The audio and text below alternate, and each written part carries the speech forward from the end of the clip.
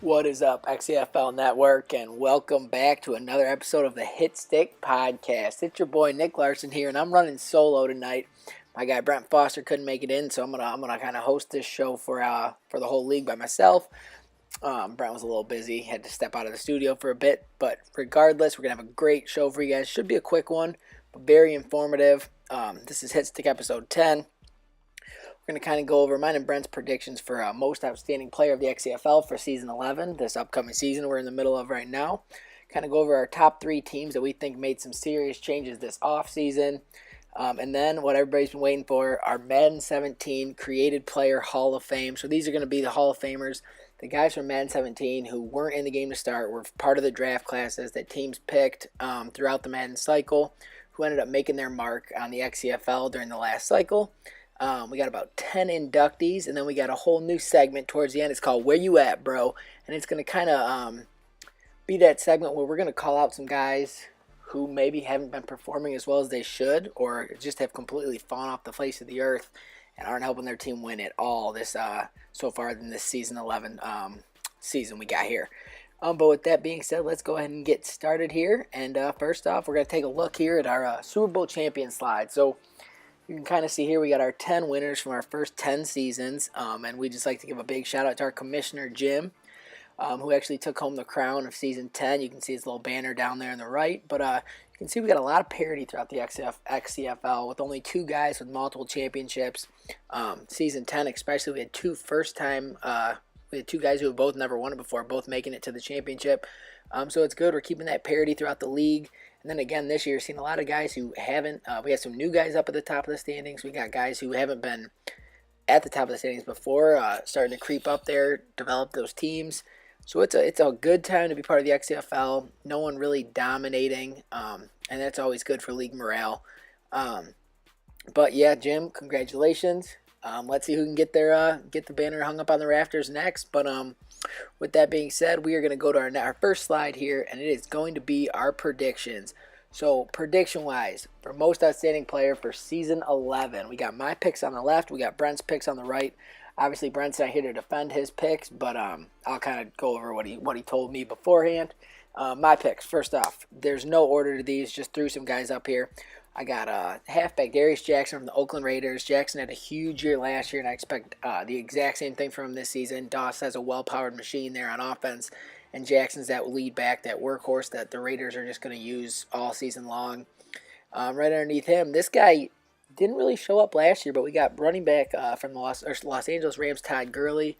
Got off to a little quick start. I think he got banged up, so that might hurt his chances, but I like what Justin's doing down there in Los Angeles, so I got Gurley up on my top 5. This next guy just speaks for himself. He was last year's first overall pick, defensive end from the Cleveland Browns, Myles Garrett. Garrett is an absolute monster. 1 year, got his XP up, hit power, power moves, finesse moves, the speed's there. He's a beast, and just gonna, he's just gonna dominate left tackle, right tackle, wherever he's lined up for the Browns. So I can see him putting up a huge sack number and getting his earning his spot up there at the most outstanding player voting towards the end of the season. The next guy, I got my only wide receiver up here. I got Antonio Brown from your season 10 Super Bowl champion Pittsburgh Steelers. You could see towards the end of last season, Jim was using that passing offense a lot more, and I think Antonio Brown is going to be the big beneficiary from all that. So look for Antonio Brown to put up some big numbers, lots of catches, lots of touchdowns for that Pittsburgh Steelers offense.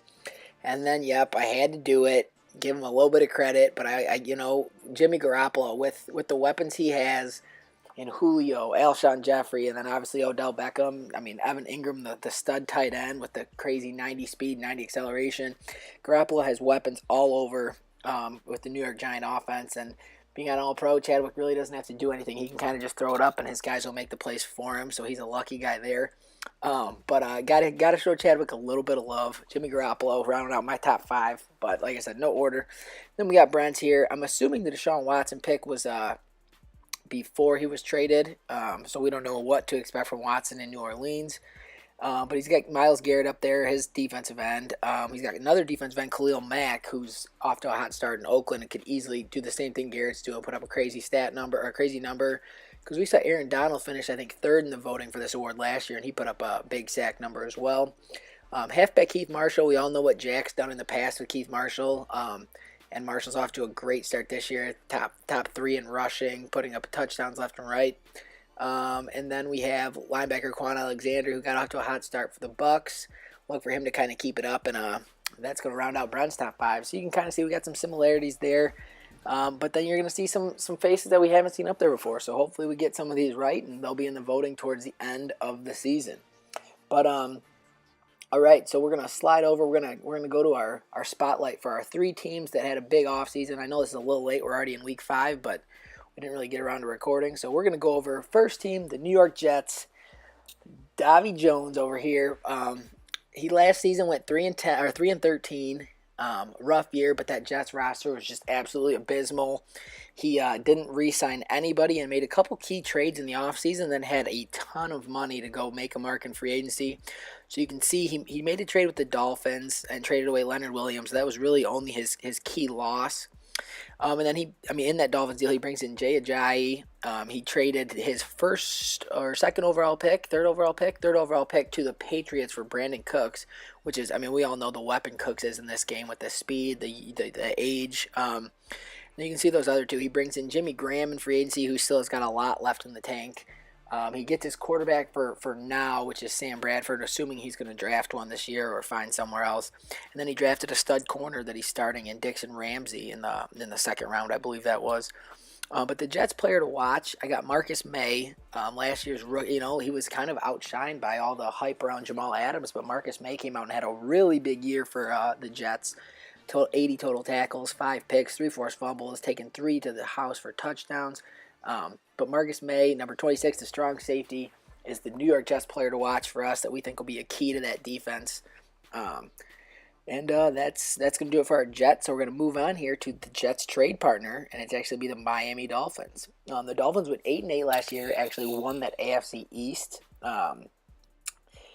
So we're looking for a bigger. I know they made a bunch of moves this offseason. We're looking for a big season out of this team. The AFC East was a little weak last year, but I think a lot of those teams reloaded. The Jets, the Bills, and then obviously the Patriots. But the Dolphins, they led the way last season, and you can see they traded the house for Jameis Winston, made a trade, got Leonard Fournette, traded with the Detroit Lions, traded away Jarvis Landry, and brought in an offensive lineman and to protect Jameis Winston, Travis Swanson. And then made a deal with the Browns to bring in middle linebacker Christian Kirksey, who's a young 25, 26-year-old who can lead that defense. Then you see the key losses. They traded away Gerald McCoy, Jarvis Landry, halfback Jay Ajayi. And then their player to watch is going to be none other than wide receiver Devontae Parker, 6'3", only 25 years old. Was underutilized last year when they had Jarvis Landry, but I think he's going to have to step up if the Dolphins want to take that next step and get above 500, keep it at the top of that AFC East. But you can see he only caught 28 balls last year for just about 500 yards and only 1 touchdown. So I'd like to see Devontae Parker, with that size, the combo of size and speed, get way more involved in this Miami Dolphin offense. Should be a top target for the new quarterback, Jameis Winston. Moving on here, someone you guys are all familiar with. We had to talk about him because of the moves he made this offseason. We don't want to talk about him, but we had to. None other than New York Giants and Mike Chadwick. So we all know the Chadwick collapse. Started out 7-0, finished 9-7, missed the playoffs last season. Devastating for Chadwick, talking crap all year long, and nothing comes of it. So 9-7 last season. He brings in, trading away his whole future, first-round picks left and right, brings in Julio Jones, brings in Alshon Jeffrey from the Eagles, and then drafted right outside linebacker Dixon Hosley, who's going to start for them on defense. And then you see those key losses. Actually, most outstanding player nominee from last season was Dominic Ryder-Camardi. He was getting a little older, so he did make a trade, get rid of him. But he was huge from last year. I think he had 10, 11 interceptions. He traded Sterling Shepard to the Falcons in the Julio Jones deal along with some picks. And then they released right tackle DJ Fluker, which I don't know. He probably wouldn't have the money to re-sign him anyways after he pays Odell $101 million. He's going to have to re-sign Julio coming up here. Alshon, it's going to get ugly for the Giants. They have no first-round picks for the next 2 years. But the player to watch is going to be that guy, Jimmy Garoppolo. He's taken over at the helm for Eli Manning. Last season, only threw 20 passes, but had a good game. The game he came in for Eli, completed 15 of 20 for 328, 4 touchdowns, 2 picks. We know this Giants offense is a vertical offense. They look to move the ball downfield. Don't have much in the backfield, like other than Wayne Gallman, but I mean, with Evan Ingram, Julio, Odell, Alshon Jeffrey, you know what you're gonna get when you line up and play this Giants defense or offense. So you better have the DBs, you better have the speed, you better have the safeties over the top, because with Julio on one side, Alshon the other side, Odell working that slot with Evan Ingram running those underneath routes, corner routes, it's gonna get ugly for some teams, and the Giants could sneak up and surprise some people. But then again, it's not just about the players you got, it's about the guy holding the sticks, and that is Mike Chadwick. So who knows what to expect from the New York Giants, but the players are there. We just don't know if the user's there. All right, so now the moment everybody's been waiting for. Nice quick episode here like I talked about, but we're going to go to the XCFL players, drafted players Hall of Fame. Like we said, this is going to be the top players from our Madden 17 cycle that were not in the game to begin with, that the owners drafted throughout that Madden 17 cycle. And I mean, there were so many guys to choose from. So many guys put up great numbers, won championships, awards, Pro Bowls, everything. But these are going to be the best of the best, the guys who we feel left their mark. With future Maddens, with this Players Hall of Fame, this will be all voted on by our 32 users. But for this one, we just felt since a lot of our guys weren't there for the last cycle, I was just going to put out the 10 guys. I think it's an obvious 10 in my opinion. Maybe a couple guys were left off, a couple guys added on that people didn't expect. But with this XCFL Players Hall of Fame, let's kind of get right to it. And this first one shouldn't surprise anybody. It is the wide receiver. You guys already know who it is. From the Jacksonville Jaguars, Dave Leon's very own favorite guy he's ever had, Jacoby Askew. Askew played 6 seasons in the XCFL. He played in 48 games. I think he had a couple injuries, which is why that's only at 48 games. Gonna have to check with Dave on that one. But you can see he was a season 4 first round 5th overall pick. 6'4", 233, wore number 1 for the Jags. And this guy, I mean, all cycle gave defensive backs headaches. You can see with those career, I mean, he was a 4-time Pro Bowler in his 6 seasons. Season 8, Season 9, best wide receiver. Career stats, 481 receptions, 8,219 yards, and 52 touchdowns in 48 career games. Askew was by far the best wide receiver in the Madden 17 cycle.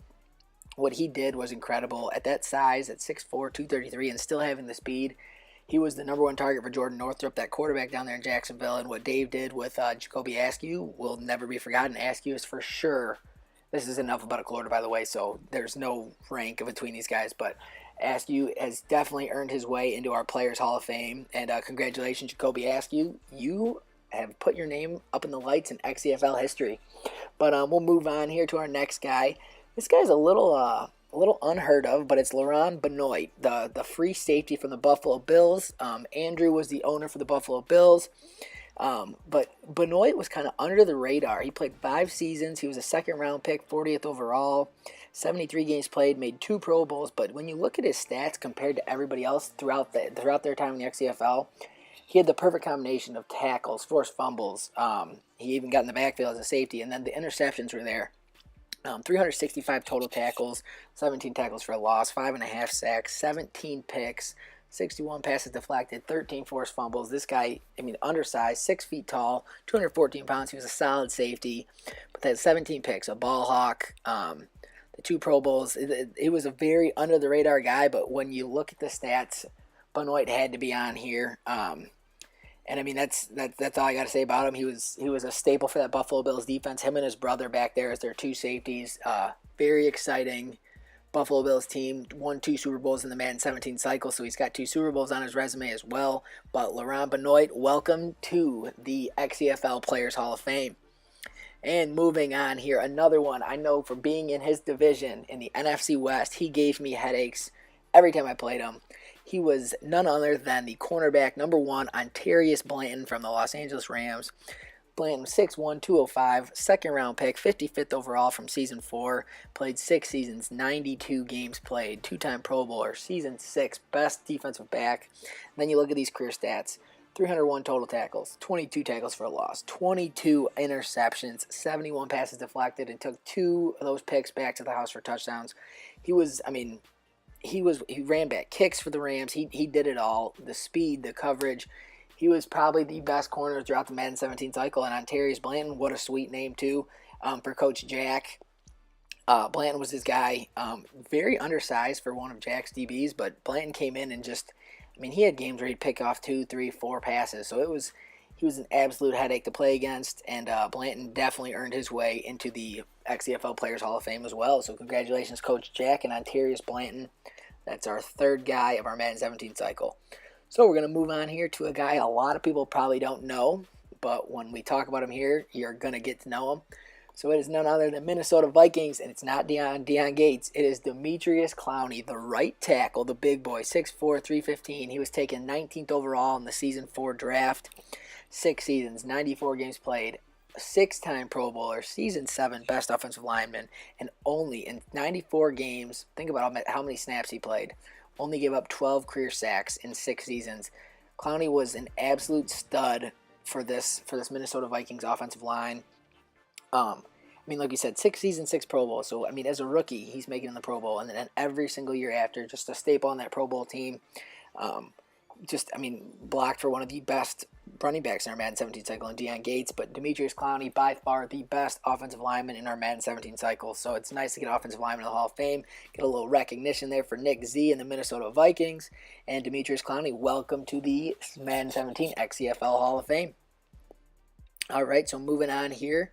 Another guy, I don't know a lot of people, I know him because I played against him. I know a couple other people know him, but it's the defensive tackle from New England, Tank Copeland.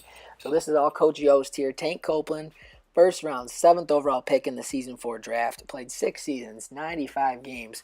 Season 4 defensive rookie of the year. 6-time Pro Bowler in his 6 seasons. And then look at these numbers as a defensive tackle. 220 total tackles, 66 tackles for a loss, 54.5 sacks, and 8 forced fumbles from that defensive tackle position. To get in the backfield and get a sack 54 times as a 6'5", 315-pound man is not easy. You're getting double teamed a lot because you're in the middle of that offensive line playing nose tackle for the Patriots. But he was, Coach Yost knew what he had there in Copeland, and Copeland performed, and he. The best defensive tackle, 100%, one of the top defensive linemen in the Madden 17 cycle. And congratulations, Coach Yost and Tank Copeland. You are a Madden 17, or you are an XCFL Madden Hall of Famer. Moving on here, one of my favorite people from the Madden 17 cycle, the human cheat code, Mr. Deion Gates. So all these other guys you're seeing 5, 6 seasons played. Gates was only in the league for 4 seasons, only played 58 games, but when you see his numbers, you know why he was there. This guy was a 99 speed, 99 acceleration, 90-something elusiveness, 6 feet tall, 213 pounds, 2nd round pick, 62 overall. I don't know how he slid this far. 3-time Pro Bowler, Season 9 MVP, Offensive Player of the Year, best running back, all in that Season 9. I know he had a bunch of injuries, so that's why he only played in 58 games, or these stats would have been even crazier. But let's get right to the stats. 920 carries, 6,349 yards in 4 seasons, 107 catches, 1,365 receiving yards, and 87 total touchdowns in only 58 games. So Gates had a nose for the end zone, multiple 20-touchdown seasons. Nick Z knew what he had with Deion Gates, and Deion Gates, tore his ACL, missed the whole season. Guy had a gunshot wound. This guy went through it all, and he's still able to, with the limited time he played in the XCFL, made a mark. One of the top running backs we had in the XCFL last cycle, and definitely well earned for Deion. So congratulations to Nick Z getting his second guy in this XCFL Hall of Fame with Demetrius Clowney, and now his running back Deion Gates.